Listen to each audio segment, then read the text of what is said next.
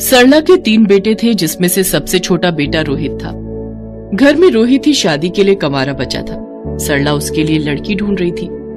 सरला की तलाश मोनिका नाम की लड़की पर जाकर खत्म होती है।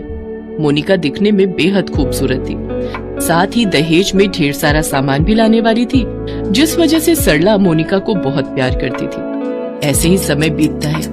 फिर एक दिन सरला अपनी बड़ी बहू कविता से कहती है, अरे बहू जल्दी से काम कर ले, शाम को हमने मोनिका के लिए हार भी लेने जाना है और गहने भी तो देखने हैं उसके लिए। वो तो ठीक है सासू माँ, लेकिन आप छोटी देवरानी के लिए ही शॉपिंग करेंगी या अपनी बड़ी बहू को भी कुछ दिलाओगी? आखिर शादी तो हमारे देवर की है ना। तो जाकर अपने पति से मांग, नहीं तो अपने बाप के घर से लेकर आ। हमने क्या यहाँ पैसों का पेड़ उगाया है? मैं तो अपनी सबसे छोटी बहू, जो कि दिखने में बेहद खूबसूरत है और अच्छे घर से भी है, मेरे लिए खूब सारा दहेज ला रही है। मैं तो उसको ही सब दूंगी। तूने तो मेरे लिए किया ही क्या है?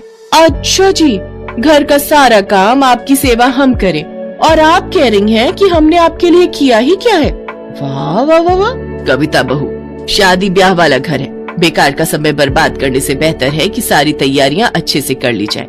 आज मुझे गहने बनवाने जाना है, फिर कल कैटरिंग वाले के पास जाना है, बहुत काम है मुझे। और रही बात तुम्हारी, तो तुम कोई आर्टिफिशियल ज्वेलरी पहन लेना। वैसे भी आजकल असली नकली में फर्क ही क्या है, सब एक जैसा ही तो है। रहने दो सासू माँ, इस दिखावे की जरूरत नहीं है। वैसे भी हमारे घर वालों ने हमें इतना तो देकर भेजा ही है कि हमें दिखावे की जरूरत ना पड़े। जरूरत नहीं है तो फिर मांग क्यों रही है? और मैं तो वैसे भी कह रही हूँ कि जो भी तुम्हारे पास है पहन लेना। चल अब देर मत कर और मेरे साथ सुनार की दुकान पर चल। थोड़ी देर बाद दोनों सास बहू सुनार की दुकान पर जाकर खरीदारी करने लगती हैं। तभी कविता की नजर वहाँ रखी पायल पर जाती है।